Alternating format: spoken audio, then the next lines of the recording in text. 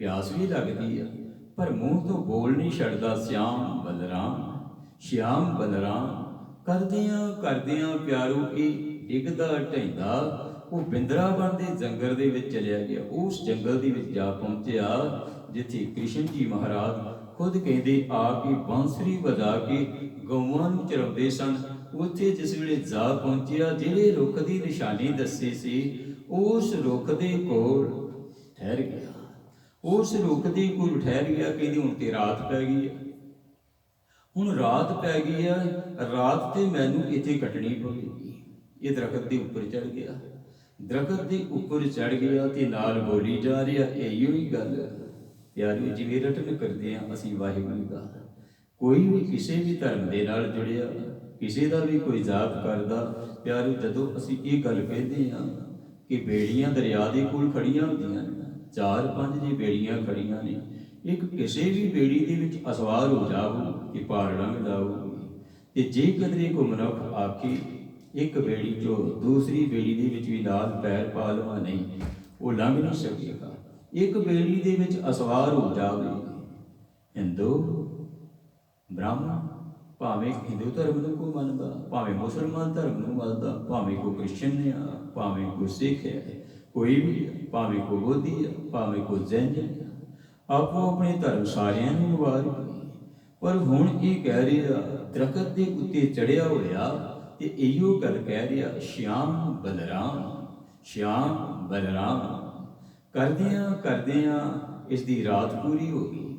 ਜਿਸ ਵੇਲੇ ਰਾਤ ਲੰਘ ਗਈ, ਦਿਨ ਚੜਿਆ, ਸੂਰਜ ਦੀ ਟਿੱਕੀ ਨਿਕਲੀ। ਸੂਰਜ ਦੀ ਟਿੱਕੀ ਵੱਲ ਵੇਖ ਕੇ ਖੁਸ਼ ਹੋ ਗਿਆ।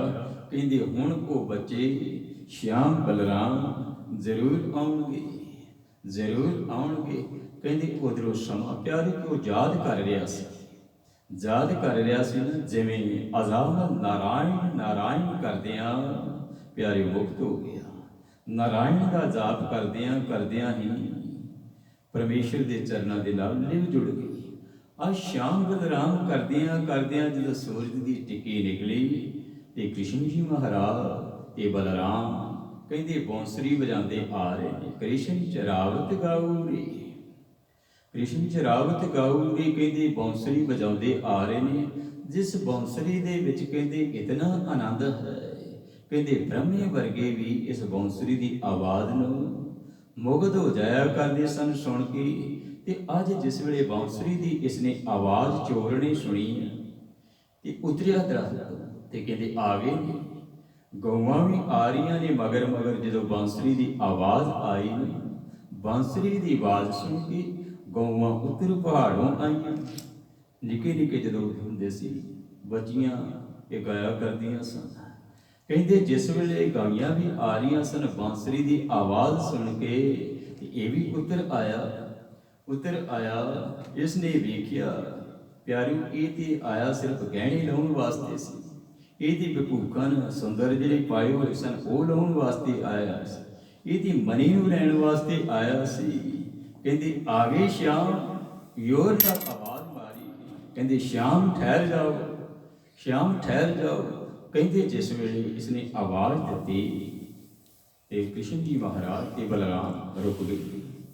ਬੜੇ ਸੁੰਦਰ ਵਿਭੂਖਣ ਪਾਏ, ਬੜੇ ਸੁੰਦਰ ਗਹਿਣੇ ਪਾਏ ਹੋਏ ਤੇ ਬਾਂਸੁਰੀ ਵਜਾ ਰਹੇ ਨੇ। ਇਹ ਬਾਂਸੁਰੀ ਦੀ ਆਵਾਜ਼ ਸੁਣ ਕੇ ਮੁਗਧ ਹੋ ਗਿਆ, ਇਤਨਾ ਮੁਗਧ ਹੋ ਗਿਆ, ਇਤਨਾ ਮੁਗਧ ਹੋ ਗਿਆ। ਤੇ ਫਿਰ ਉਹਨਾਂ ਨੂੰ ਪਤਾ ਕੀ ਕਹਿੰਦਾ, ਕਹਿੰਦੇ ਮੈਂ ਕਦੇ ਭੁੱਲ ਨਾ ਜਾਵਾਂ। ਕਹਿੰਦੇ ਤੁਸੀਂ ਮੈਨੂੰ ਪਤਾ ਨਹੀਂ ਕੀ ਕਰ ਦਿੱਤਾ, ਮੈਂ ਜਿਹੜੇ ਕੰਮ ਵਾਸਤੇ ਆਇਆ ਮੈਂ ਉਹ ਕੰਮ ਹੀ ਭੁੱਲ ਗਿਆ। ਜਿਹੜੇ ਕਿਹੜੇ ਕੰਮ ਵਾਸਤੇ ਆਏ ਹੋ ਤੁਸੀਂ? ਕਹਿੰਦਾ ਮੈਂ ਚੋਰ ਹਾਂ, ਤੁਹਾਡੇ ਆ ਬਟੂਖਣ ਲੈਣ ਵਾਸਤੇ ਆਇਆ। ਆਹ ਜਿਹੜੇ ਤੁਸੀਂ ਗਹਿਣੇ ਪਾਏ ਨੇ ਇਹ ਲੈਣ ਵਾਸਤੇ ਮੈਂ ਆਇਆ, ਮੈਂ ਇਹਨਾਂ ਗਹਿਣਿਆਂ ਨੂੰ ਲੈ ਕੇ ਜਾਵਾਂਗਾ। ਕਹਿੰਦੇ ਅਸੀਂ ਨਹੀਂ ਦੇਣੇ, ਕਹਿੰਦੇ ਅਸੀਂ ਨਹੀਂ ਦੇਣੇ, ਇਹ ਤੈਨੂੰ ਅਸੀਂ ਨਹੀਂ ਦੇਣੇ। ਕਹਿੰਦੇ ਤੁਸੀਂ ਨਿੱਕੇ ਨਿੱਕੇ ਹੈਗੇ, ਤੁਹਾਡੇ ਮੈਂ ਇੱਕ ਇੱਕ ਮਾਰਾਂਗਾ ਤੇ ਤੁਸੀਂ ਆਪਣੇ ਆਪ ਦੇ ਦੇਣੇ ਨੇ। ਕਹਿੰਦੇ ਨਹੀਂ ਦੇਵਾਂਗੇ। ਕਹਿੰਦੇ ਮੈਂ ਤੁਹਾਡੇ ਲੱਕ ਤੋੜ ਦੇਵਾਂਗਾ, ਮੈਂ ਵੀ ਚੋਰ ਹਾਂ। ਕਹਿੰਦਾ ਲੈ ਕੇ ਜਾਵਾਂਗਾ ਤੁਹਾਡੇ ਕੋਲ, ਲੈ ਕੇ ਜਾਵਾਂਗਾ। ਤੇ ਕਹਿੰਦੀ ਬਾਂਸੁਰੀ ਸੁਣਦਿਆਂ ਸੁਣਦਿਆਂ ਇਤਨਾ ਮੁਗਧ ਹੋ ਗਿਆ। ਕਹਿੰਦਾ ਤੁਸੀਂ ਮੈਨੂੰ ਕੀ ਕਰ ਦਿੱਤਾ ਜੀ, ਤੁਸੀਂ ਮੈਨੂੰ ਕੀ ਕਰ ਦਿੱਤਾ ਜੀ। ਪਰ ਕਮਾਲ ਦੀ ਗੱਲ ਕਹਿੰਦੀ ਮੈਂ ਵੇਖ ਰਿਹਾ ਕਹਿੰਦੇ ਇਤਨੇ ਸੁੰਦਰ ਬਾਲਕ ਅੱਜ ਤੱਕ ਕਹਿੰਦੇ ਮੈਂ ਵੇਖੇ ਨਹੀਂ। ਇਤਨੇ ਸੋਹਣੇ ਬਾਲਕ ਜਿਨ੍ਹਾਂ ਦੀ ਮਾਂ ਦੱਸਦੀ ਯਸ਼ੋਦਾ, ਕਹਿੰਦੇ ਤੁਸੀਂ ਲੱਗਦਾ ਕੋਈ ਆਮ ਆਦਮੀ ਨਹੀਂ ਹੈ। ਕਹਿੰਦੇ ਨਹੀਂ, ਅਸੀਂ ਆਮ ਆਦਮੀ ਹਾਂ, ਅਸੀਂ ਨੰਦ ਦੇ ਪੁੱਤਰ ਹਾਂ, ਕ੍ਰਿਸ਼ਨ ਤੇ ਬਲਰਾਮ, ਅਸੀਂ ਨੰਦ ਦੇ ਪੁੱਤਰ ਹਾਂ। ਕਹਿੰਦੇ ਕ੍ਰਿਸ਼ਨ ਬਲਰਾਮ ਆਮ ਹੀ ਹਾਂ, ਅਸੀਂ ਕੋਈ ਖਾਸ ਨਹੀਂ। ਕਹਿੰਦੇ ਜਿਸ ਵੇਲੇ ਕਹਿੰਦੇ ਨਹੀਂ, ਮੈਨੂੰ ਲੱਗਦਾ ਤੁਸੀਂ ਆਮ ਨਹੀਂ ਕੋਈ, ਤੁਹਾਡੇ ਵੱਲ ਵੇਖ ਕੇ ਮੈਂ ਕਹਿੰਦੇ ਇਤਨਾ ਮੋਹਿਤ ਹੋ ਗਿਆ, ਤੁਹਾਡੇ ਵਰਗਾ ਮੈਂ ਵੇਖਿਆ ਹੀ ਕੋਈ ਨਹੀਂ। ਤੁਹਾਡੀ ਖੂਬਸੂਰਤੀ ਇਤਨੀ ਆ, ਪਰ ਹੁਣ ਮੈਂ ਤੁਹਾਡੇ ਗਹਿਣੇ ਨਹੀਂ ਉਤਾਰਨੇ, ਹੁਣ ਮੈਂ ਤੁਹਾਡੇ ਗਹਿਣੇ ਨਹੀਂ ਉਤਾਰਨੇ। ਤੇ ਕਹਿੰਦੇ ਇੱਕ ਕੰਮ ਕਰੋ, ਕਹਿੰਦੇ ਅੱਜ ਜਿਹੜੇ ਤੁਹਾਡੇ ਸੁੰਦਰ ਹੱਥ ਨੇ, ਨਿੱਕੇ ਨਿੱਕੇ ਹੱਥ ਨੇ, ਮੇਰਾ ਦਿਲ ਕਰਦਾ ਇਹਨਾਂ ਹੱਥਾਂ ਨੂੰ ਚੁੰਮਣ, ਮੈਨੂੰ ਆਪਣੇ ਹੱਥ ਕਹਿੰਦੇ ਚੁੰਮ ਲੈਣ ਦਿਓ, ਮੈਨੂੰ ਕਹਿੰਦੇ ਹੱਥ ਚੁੰਮ ਲੈਣ ਦਿਓ। ਕਹਿੰਦੀ ਤੁਹਾਡੀ ਮਾਂ ਤੁਹਾਨੂੰ ਕਹਿੰਦੇ ਜੰਗਲ ਦੇ ਵਿੱਚ ਭੇਜ ਦੇਂਦੀ ਹੈ। ਮੈਂ ਹੈਰਾਨ ਹਾਂ ਇਸ ਗੱਲ ਤੋਂ, ਇਤਨੇ ਸੁੰਦਰ ਬੱਚਿਆਂ ਨੂੰ ਗਊਆਂ ਚਾਰਨ ਵਾਸਤੇ ਕਹਿੰਦੇ ਜੰਗਲ ਦੇ ਵਿੱਚ ਭੇਜਿਆ ਹੋਇਆ। ਇਤਨਾ ਵੱਡਾ ਜੰਗਲ, ਬਿੰਦਰਾਵਨ ਮਨ ਹਰਨ ਮਨੋਹਰ, कृष्ण चरावत गाऊ रे, वहाँ का स्वरूप देख मोही गुआर, मोह को शोभ न आहू न दाहू रे, तो ही चरण मन लागू सारग तार। मैं ते तुहाडे कहंदे उत्ते मोहित हो गया, मैं तुहाडे उत्ते मोहित हो गया। ते कहंदे मोहित ते तू हो गया, तू भुल गया गल जिहड़ी करन वास्ते आया सी। कहंदे किहड़ी? कहंदे तूं पंडित नूं एक गल कह के आया सी कि जदों मैं गहने लैके आवांगा ना, तैनूं मालामाल कर देवांगा। वो पंडित तुहाडी वेट कर रहा होवे, कहंदे तुहानूं किदां पता? कहंदे तुहानूं किदां पता? चोर कहंदा, कहंदे सानूं सारा पता, कहंदे सानूं सारा पता। हाँ कहंदे मैं हुण एक काम ते कहंदे कर सकदा, तुहाडे गहने लै जावांगा जे तुसीं मैनूं दे देवोगे, मैं उस पंडित नूं दिखा के कहंदे वापस फिर आ जावांगा। ये गहने तुहाडे मैं आके वापस कर देवांगा, गहने मैं आके वापस कर देवांगा। कहंदे ठीक है, तू कहंदे पंडित नूं दे आ पहलों गहने। हुण जिस वेले पंडित दे कोल गया, जिहड़ा पंडित कथा करदा सी, जिसने कथा दे विच इह गल आखी सी ना कि यशोदा दे दो पुत्र बलराम ते श्याम, कृष्ण जी महाराज ते बलराम, वो बड़े भूखन सुंदर उन्होंने पाए हुए हैं। उन्होंने कोल उस पंडित के कोल ये चोर आके कहता आ लै, कहती वो गहने वेख लै, पर तेन देने नहीं मैं कहती। जेड़िया गहणिया की तू गल करदा सी, जिहड़ी कृष्ण बलराम की तू गल करदा सी, मैं उहदे कोल हो के आ रहा, आ उन्हां दे गहणे ने मैं लै आया, पर तेन देवांगा नहीं। जिसलिए उसने पोटली दे विच गहणे वेखे, कहंदे इत्थे सचमुच ही उहिओ गहणे, ये भूखन इतने सुंदर अज तक मैं नहीं वेखे। ते पंडित पता की कहंदा, माखन चोर, कहंदे इत्थे भी चोरां दे नाल मिल गया। कहंदे एक चोर नूं तूं दर्शन दे दित्ते, मैं तैनूं रोज भोग लवाउंदा, मैं तैनूं रोज भोग लवाउंदा, मैनूं दर्शन दित्ते कोई नहीं। एक चोर नूं कहंदे इतने सुंदर गहणे भी दे दित्ते, आ मणी भी दे दित्ती। प्यारो ये ते है जिहड़ा प्रेमा भगती दे नाल याद करदा ना, परमेश्वर उसे दे कोल आ जांदा। पायो बाल बुधरे, चोर नूं ते पता भी नहीं सी कि मैं परमेश्वर नूं, मैं कृष्ण जी महाराज नूं मिलना है। 16 कला संपूर्ण फलिया, अंत कला ठाकुर चढ़िया, 16 कला संपूर्ण। हुण जिस वेले बभूखन दिखाए ते कहंदे ये मैं हुण लै जाणी। कहंदे पंडित कहंदा मैनूं तेरे ते यकीन नहीं आउंदा भी तू गहणे कित्थों लैके आया। कहंदे जे यकीन नहीं आउंदा ते चल मेरे नाल, चल मेरे नाल, तैनूं मैं दिखा देना, तैनूं मैं मिला देना उन्हां बच्चिआं नूं। कहंदे चल। ते हुण पंडित दा शरीर भारा सी, कहंदे मेरे नाल दौड़ दौड़ के पहुंचना। पंडित रस्ते दे विच कहंदा मैं ते थक गया, अगे नहीं जा सकांगा। पर हुण मन दे विच इह वी गल है कि जो ये चोर कह रहा, जे ये गहणे लैके उन्हां दे कोल आ गया, ये जरूर मिल के आया। डिगदा ढिंदा पंडित साह लैंदा लैंदा ਪਿਆਰੇ ਬਿੰਦਰਾਵਨ ਦੇ ਜੰਗਲ ਦੇ ਵਿੱਚ ਜਾ ਪਹੁੰਚੇ। ਬਿੰਦਰਾਵਨ ਦੇ ਜੰਗਲ ਦੇ ਵਿੱਚ ਜਾ ਪਹੁੰਚੇ, ਉਹ ਜਿਹੜਾ ਦਰਖਤ ਦੀ ਨਿਸ਼ਾਨੀ ਦੱਸੀ, ਚੋਰ ਕਹਿੰਦਾ ਉਸ ਦਰਖਤ ਦੇ ਉੱਤੇ ਚੜ ਜਾ ਤੂੰ, ਹੋ ਸਕਦਾ ਤੇਰੇ ਵੱਲ ਵੇਖ ਕੇ ਉਹ ਆਉਣ ਹੀ ਨਾ, ਬੱਚੇ ਨੇ ਨਾ ਨਿੱਕੇ ਨਿੱਕੇ, ਕਹਿੰਦੇ ਜੇ ਉਹ ਆਏ ਨਾ ਤੂੰ ਕਹਿੰਦੇ ਦਰਖਤ ਦੇ ਉੱਤੇ ਚੜ ਜਾ, ਬਹੁਤ ਮੋਟਾ, ਤੂੰ ਤੇਰੇ ਵੱਲ ਵੇਖ ਕੇ ਡਰ ਜਾਣਗੇ। ਉਹ ਪੰਡਤ ਜੀ ਉੱਪਰ ਚੜ ਜਾ, ਕਹਿੰਦਾ ਬਹੁਤਾ ਉੱਪਰ ਤੇ ਮੇਰੇ ਕੋਲ ਚੜਿਆ ਨਹੀਂ ਜਾਣਾ, ਕਹਿੰਦੇ ਤੂੰ ਚੜ ਜਾ, ਜਿਤਨਾ ਚੜਿਆ ਜਾਂਦਾ। ਪੰਡਤ ਕਹਿੰਦੇ ਦਰਖਤ ਦੇ ਉੱਤੇ ਥੋੜਾ ਜਿਹਾ ਚੜਿਆ, ਇਤਨੀ ਦੇਰ ਨੂੰ ਉਹ ਆ ਗਿਆ।